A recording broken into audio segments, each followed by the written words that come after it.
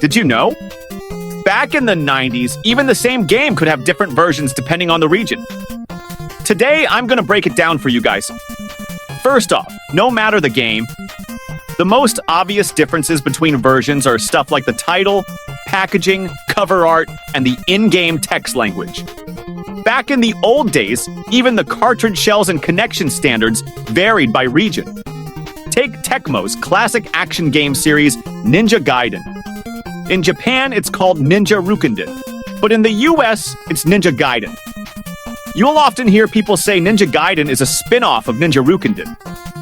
Then there's Konami's Ninja Turtles series.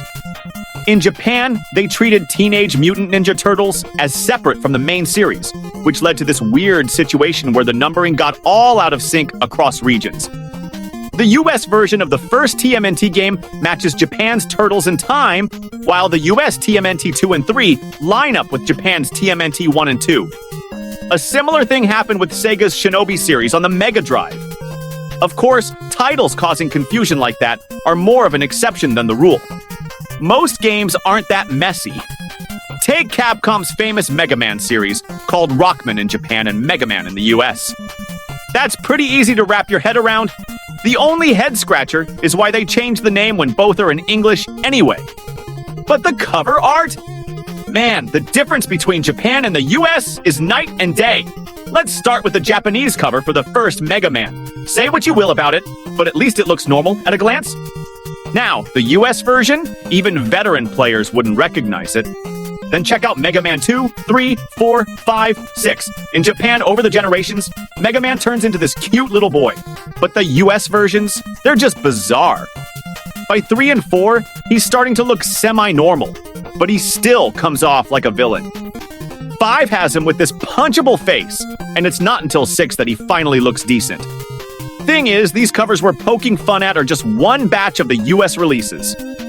There were other batches with different designs, some even better than Japan's.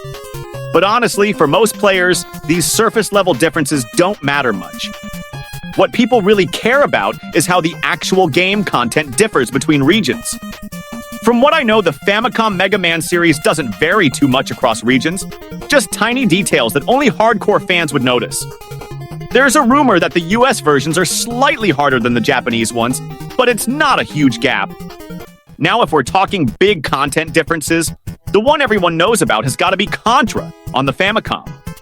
Hands down, the Japanese version is the most complete. It's got a 256 kbit cartridge, with tons of cutscenes and dynamic level backgrounds. The US version? They chopped out all those cutscenes and fancy effects, slashing the cartridge down to 128 KB, a full-on gutted edition. Then the European version took it a step further, replacing the character sprites with robots, which to most of us just feels even more off the wall. Ever since I learned about these regional differences with Contra, I've had this bias in my head. If a game has both a US and Japanese version, I'm picking the Japanese one every time. I'm terrified of sinking time into a US version only to find out I'm missing half the experience.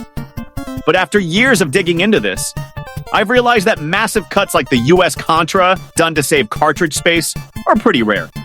Most games' regional differences are just tweaks to certain settings.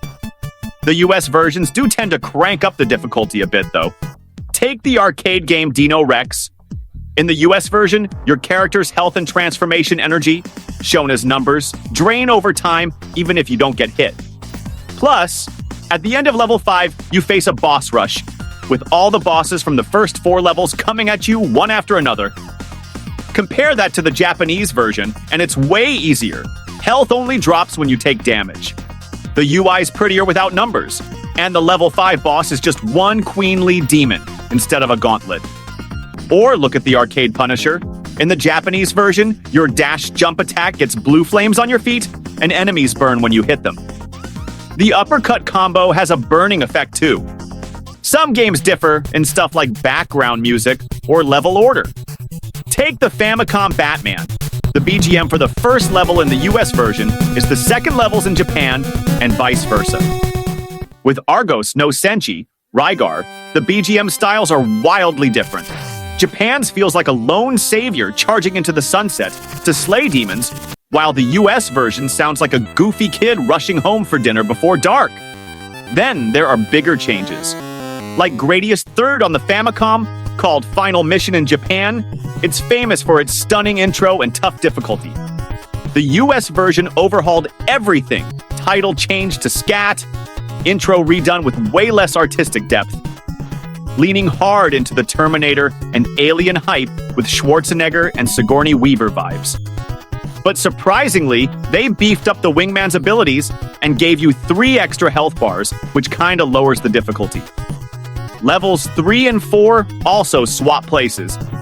Still, no matter how much they tweak Gradius 3, you can tell the US and Japanese versions are the same game. But some games, you'd never guess they're the same unless you're paying close attention. Take Capcom's 1990 Famicom game, Masked Ninja Hanamaru. Its US version, Yo Noid, got a total audio-visual overhaul. Even if you've played both, you might think they're just 2 games with similar mechanics, unless you check the developer. So, that's the rundown on regional differences in games. Nowadays, with next-gen titles, the gaps between versions are shrinking. When we buy a game, it's mostly about which region's version is cheaper. That's it for today's chat. Want more game stories? Hit that follow button, and I'll catch you next time.